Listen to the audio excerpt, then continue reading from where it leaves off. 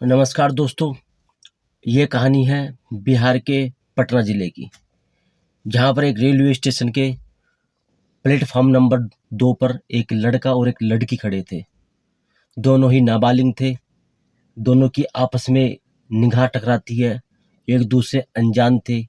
जैसे ही उनकी आपस में निगाहें टकराती है, तो उन दोनों को कुछ ऐसा होता है जैसे हम एक-दूसरे को जानते हैं। मतलब उनको प्यार जो है उनका जाग जाता है। अब दोस्तों ऐसे में काफ़ी देर हो चुकी थी, कम से कम 30 से 45 मिनट हो चुके थे। अब उन दोनों को बस आपस में बात करने का बहुत काफ़ी मन होने लगा था। तो ऐसे में दोस्तों लड़का जो है अपने आप को थोड़ा-सा हिम्मत करके जैसे वो जाता है लड़की के पास में, काफ़ी डरा हुआ था वो, लेकिन फिर भी हिम्मत करता है, वो लड़की को मोबाइल नंबर दे देता है। और दूर जाकर के इशारा करता है फ़ोन पे बात करने के लिए कि मेरे घर जाकर के मुझसे बात करना है। अब लड़की भी मोबाइल नंबर को झट से पकड़ लेती है क्योंकि लड़की की इच्छा थी उस लड़के से बात करने की। अब दोस्तों दोनों अपने-अपने घर चले जाते हैं जहाँ उनको जाना होता है, रेलवे स्टेशन से बाहर अपने घर चले जाते हैं। उसके बाद दोस्तों लड़की जो है उस मोबाइल नंबर को देखती है और थोड़ी देर चुपचाप बैठी रहती है, सोचती है कि इस फ़ोन नंबर को मिलाऊँ या नहीं मिलाऊँ। अब दोस्तों काफ़ी देर बैठे ऐसे 5 से 10 मिनट बैठे रहने के बाद आखिरकार वो अपना मोबाइल निकालती है और जो लड़के ने उसको मोबाइल नंबर लिख कर दिया था वो उसको डायल करती है। दोस्तों डायल करते ही सामने से एक लड़के की आवाज़ आती है, वो कहता है हेलो कौन? तो वो बोलती है लड़की कि तुमने पहचाना नहीं मुझको, तुमने खुद ने नंबर दिया था। अब ऐसे में लड़का थोड़ी देर के लिए कन्फ्यूज़ हो गया था क्योंकि लड़का जो था वो नंबर देने के बाद भूल गया था कि उसने किसी को नंबर भी दिया है।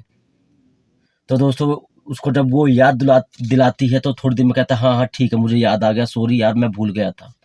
अब ऐसे करते-करते दोस्तों उनकी आपस में बातचीतें जो है बढ़ जाती है। घंटे-घंटे, डेढ़ 2-2 घंटे तक वो बातें करने लगते हैं। आपस में वो दोनों प्यार का इज़हार भी करना शुरू कर देते हैं। अब दोस्तों प्यार का इज़हार शुरू करने के बाद अब बारी आती है उन्हें आपस में मिलने की। क्योंकि इस घटना को पूरे 10 दिन हो चुके थे। बात करते-करते इस दौरान पूरे के पूरे 10 दिन बीत गए थे। अब ऐसे में लड़का ज़िद करता है लड़की से मिलने के लिए। अब यहाँ पे लड़की उतावली थी लड़के से मिलने के लिए, तो ऐसे में वो भी ज़्यादा ना-नुक्कर नहीं करती और तय करते हैं कि पटना ही मैं आ रही हूँ और वहाँ पे मैं तुमसे मिल लूँगी। अब लड़की जो थी अपने दादाजी के पास में रहती थी, उसका जो पिताजी था वो बाहर कहीं रहकर काम करता था, मतलब बिहार में ही रहता था लेकिन कहीं अलग रह कर के काम करता था। घर में दादाजी और उसकी माताजी रहते थे। अब दोस्तों उसको कुछ बहाना भी बनाना था कि वो जा कहाँ रही है आखिर। तो अपने दादाजी को बोलती है कि दादाजी मैं अपने पापा से मिलने के लिए जा रही हूँ। तो दादा कहते हैं ठीक है बेटा, अब जब पापा से मिलने के लिए जा रही है तो जाओ। अब उसमें वो रोक कैसे सकता था क्योंकि वो अपने पापा से मिलने के लिए जा रही थी।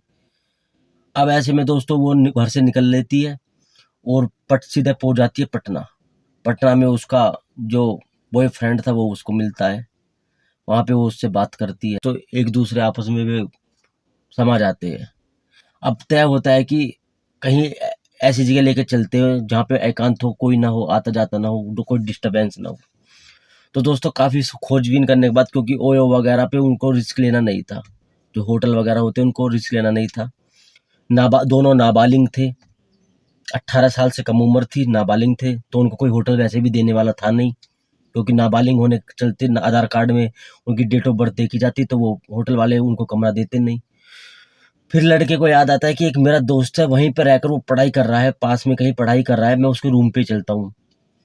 तो वो लड़की को लेकर अपने दोस्त के रूम पर पहुँच जाता है, वहाँ पे वो उससे बात करता है। दोस्त कहता है ठीक है कोई दिक्कत नहीं है। उसके दोस्त के साथ भी 2-3 बंदे थे। वो कहता है ठीक है कोई दिक्कत है, हम थोड़ी देर के लिए बाहर चले जाते हैं, तुझे जो करना है कर ले। अब दोस्तों ऐसे में ही जब वो काफ़ी देर हो जाती है आपस में प्यार-मोहब्बत करते हैं तो वो शारीरिक संबंध बनाने की जैसे शुरुआत कर रहे होते हैं उसी टाइम पे जो है लड़की के प्राइवेट पार्ट्स के अंदर से ब्लीडिंग शुरू हो जाती है। अब दोस्तों ब्लीडिंग शुरू होते ही ब्लीडिंग काफ़ी ज़्यादा बढ़ जाती है। ऐसे में जो है उसका बॉयफ्रेंड घबरा जाता है। वो अपने दोस्तों को आवाज़ लगाता है, दोस्त कमरे में आते हैं। दोस्त बोलते हैं कि भाई यार ये क्या हो गया? अब आनन-फानन में भी उसको एक सरकारी अस्पताल में लेकर के जाते हैं जहाँ डॉक्टर उसको बड़े वाले सरकारी अस्पताल में रेफ़र कर देते हैं क्योंकि उनके पास सुविधा नहीं थी उसका उपचार करने के लिए, क्योंकि केस ज़्यादा गंभीर हो चुका था। तो ऐसे में दोस्तों वो उसको जो डॉक्टर थे बड़े हॉस्पिटल में रेफ़र कर देते हैं।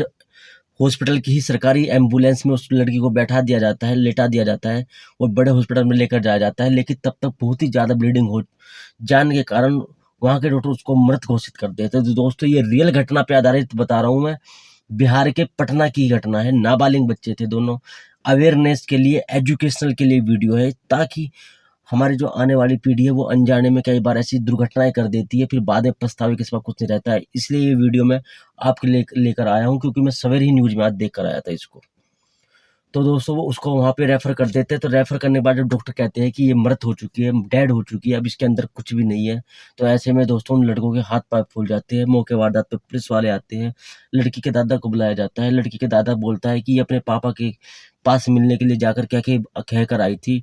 अब ऐसे में लड़की का दादा जो है उन लड़कों पे कोई एफआईआर करवाना नहीं चाहता है, क्योंकि वो कहता है कि यार नाबालिग वैसे थे, इनकी भी जिंदगी खराब होगी, हमारी पोती तो एक्सपायर हो ही गई है। तो अभी तक तो कोई एफआईआर करी नहीं थी, क्योंकि पुलिस वालों ने भी अभी इस चीज़ के में लिए चुप बैठे थे, क्योंकि लड़के नाबालिग थे और काफ़ी घबराए हुए थे, काफ़ी रो रहे थे और अपनी गलती का बार-बार वो कह रहे थे, हाँ, हमसे गलती हो गई, हमें ऐसा नहीं करना चाहिए था। तो दोस्तों इस वीडियो में बस अभी फ़िलहाल के लिए इतना ही, अभी कुछ भी प्रकार की इससे अलग जानकारी नहीं मिली है। दोस्तों वीडियो कैसी लगी आपको, वीडियो को लाइक करके चैनल को सब्सक्राइब करना, और साथ में हम डेली 5 बजे शाम के समय एक इसी चैनल पर सूरज बैसला सफ़र पर एक वीडियो अपलोड कर देते हैं, तो प्लीज़ इसको सब्सक्राइब कर देना। इसी के साथ करते हैं वीडियो को एंड, मिलते हैं किसी नेक्स्ट वीडियो में।